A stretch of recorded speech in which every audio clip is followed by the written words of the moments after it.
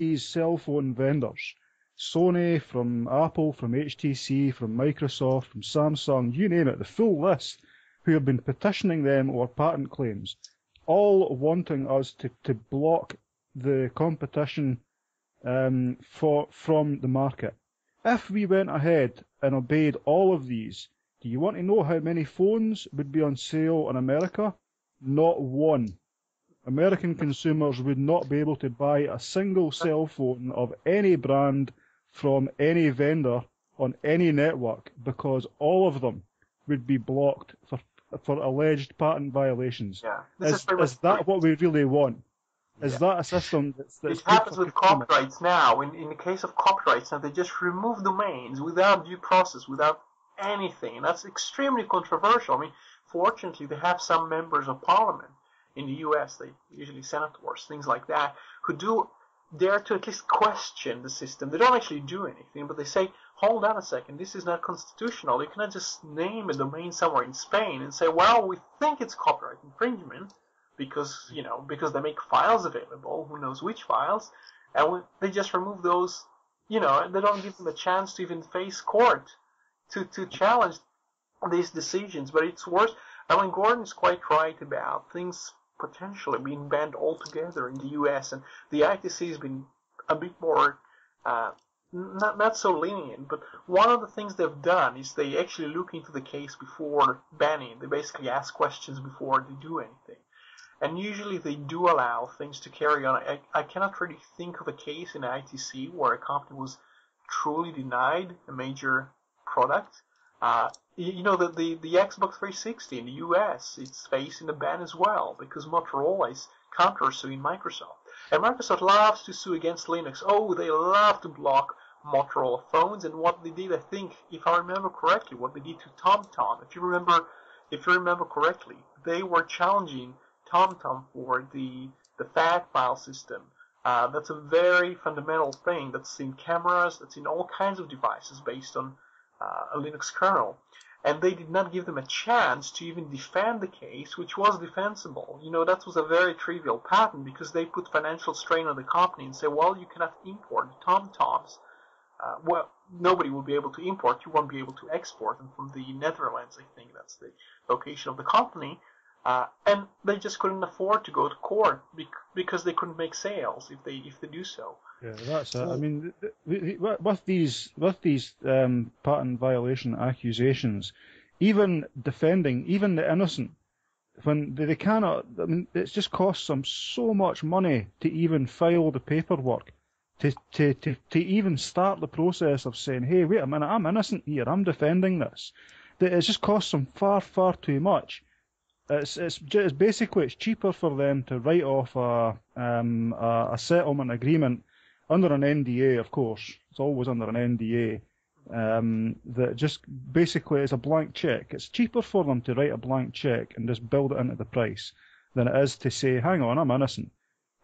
Which the system basically allows for innocent people to be listed as being guilty because they've paid up, just because it's cheaper.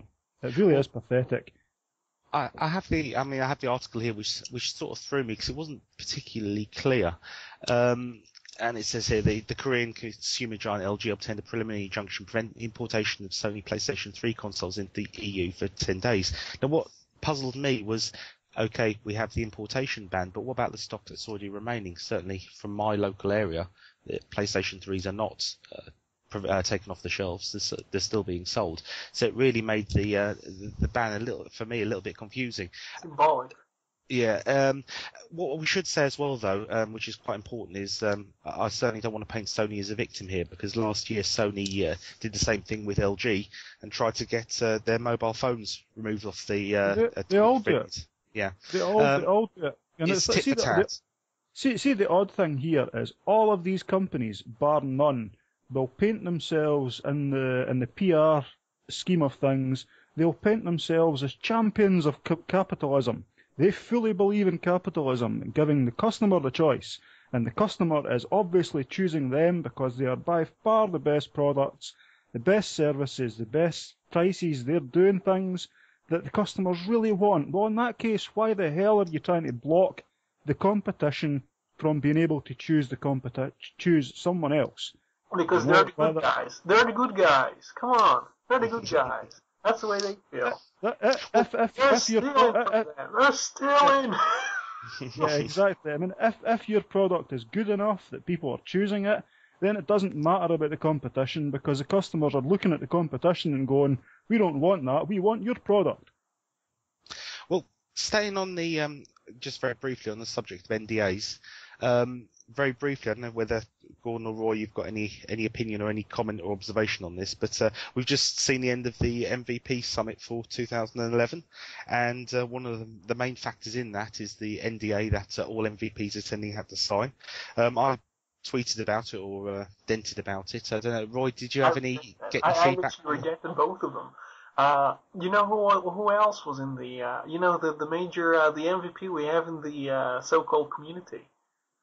You know which one? Sorry, the one who attended. Yeah. Yeah. Oh, yes. Mr. DaCosta. No. That's his friend from Novell. Oh, Mr. DeCaza. Yeah. Yeah. Oh well, I was going to briefly mention Mr. Costa, who was over there, and it was thanks to his blog that I first started on the questions about who funds this little excursion over to Seattle, and never got an answer to the request for disclosure on who's footing the bill for this for this little jaunt. But yes, I mean the NDA that they had to sign. I think for me, I would guess that Microsoft have no new products or anything to be excited about, but the NDA is very good because they can use it to. No, they have new screenshots, or actually, did you see them? Oh yeah, I've seen a couple. It's like a bunch of bubbles. It's really cute, you know. Yeah. So if you're 10, it's really. Yeah, I think the part of that which they missed off, which was part of the NDA that was signed for, was all pictures contained on this website are fictitious, and any resemblance to anything living or real is merely coincidental. I don't think. I think the NDA. Sorry. So I was going to say, just a flippant comment. You could actually apply that similarly to Windows itself. Any resemblance to a working operating system is merely coincidental. Yeah. It's an office suite with an operating system around it, in a way, in some sense. Because lots of people actually buy it because they think the main function of the computer is reading your emails or going to Hotmail with not Internet Explorer, with the Intranet. That's the blue E thingy. You click on it and it goes to Hotmail. And also, one thing I was thinking is, instead of improving the GUIs, I'm not sure if it's trying to appeal to the senior or something like that, but the menus become ribbons, they become pictures, like kind of a Teletubby thing. And now they turn the windows into bubbles? I mean, come on, what is this thing? I mean, even Apple is more mature, and this is, I think what they try to do in both cases, they try to change things just for the sake of changing, because they have to compel people to buy something and to pay again for basically the same thing that runs the same Windows applications, but it has to be different to be seen as something worth buying. Otherwise, actually, yeah, I was going to say that this brings me on to something that's that I've noticed Apple do and Microsoft are trying to do and GNOME try to do, and I'm not quite sure it's really working. They all do it in different ways. The idea of simplifying an interface right down. Because what initially I was thinking, right, that a lot of older people, they look at smartphones and think that's way too complicated. They look at an iPhone, they look at Android, they look at whatever phone and think, oh God, there's way too much there. I mean, I could imagine my mum and dad looking at my Android phone and going, what do we do with that?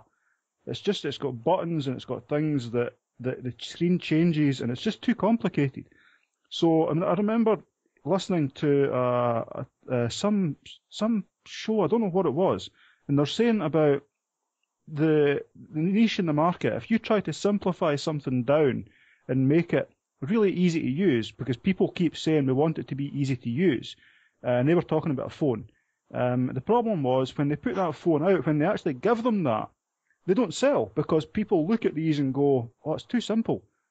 It's what people want, apparently, and it's what people really need, all they need. But the thing is, they look at it and they look at the two side by side and go, no, that's not got many features on it. You can't do much with it. We'll go with the more complicated one. And then the salespeople in the shop are telling you, well, same price, but you can do an awful lot more with this one than you can do with that one. So it doesn't sell. So it's a kind of false target that people are aiming for. I mean, that's